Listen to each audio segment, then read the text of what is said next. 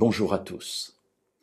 Nous avons débuté hier cette réflexion sur la parole que Paul prononce et qui nous est rapportée dans sa deuxième lettre aux Corinthiens, au chapitre 4 et les versets 16 à 18. Et nous avons vu que le verset 16 insiste sur le fait que, malgré les difficultés que nous pouvons rencontrer, et en particulier les persécutions dues à notre foi, eh bien, même si notre être extérieur se détruit, peut-être la maladie, mais aussi, comme je viens de le dire, la persécution, les attaques de l'ennemi, bien même si notre être extérieur se détruit, notre être intérieur, lui, se renouvelle, parce que Dieu est présent en nous par l'Esprit et va ainsi nous permettre de grandir. Alors, dans ce contexte-là, lisons le verset suivant, le verset 17.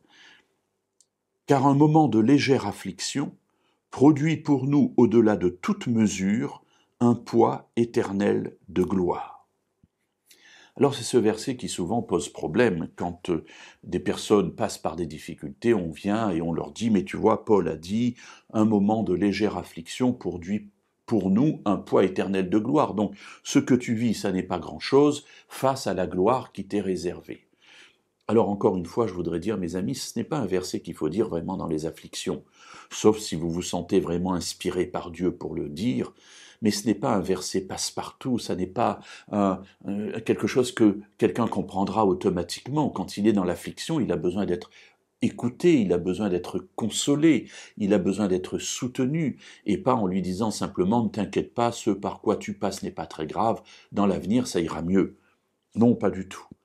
En restant dans ce contexte, nous comprenons que ce que Paul veut dire ici, c'est que ce que nous traversons dans les épreuves de ce monde-ci sont des choses passagères.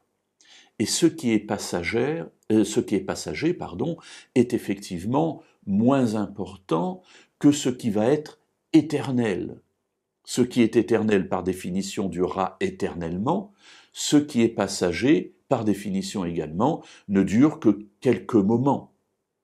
Ce n'est pas pour autant que c'est facile à passer, et c'est pour ça qu'il faut être très prudent quand on utilise ce passage, comme d'autres passages de la parole d'ailleurs, pour ne pas minimiser la souffrance de la personne qu'on est en train d'essayer de consoler, mais de lui dire « Écoute, je suis là à tes côtés, je vais t'aider à traverser cela. » Mais comme je le disais en introduction hier, dans les moments où cela va assez bien, il faut comprendre ce passage pour que lorsque les choses n'iront pas bien, nous puissions les intégrer dans notre souffrance ou dans nos difficultés. Qu'est-ce que Paul dit ici ? Eh bien, face au poids éternel de gloire qui nous est préparé, à nous qui luttons avec Dieu, à nous qui avons cru aux promesses que Dieu nous a faites de cette vie éternelle à venir, eh bien, ce que nous traversons à l'heure actuelle ne peut être considéré que comme une légère affliction.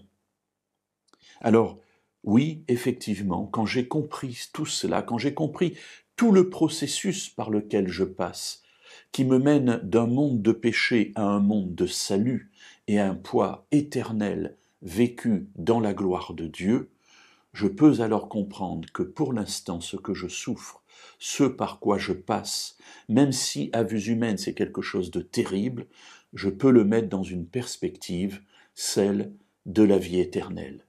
Et nous verrons demain comment Paul termine cette réflexion.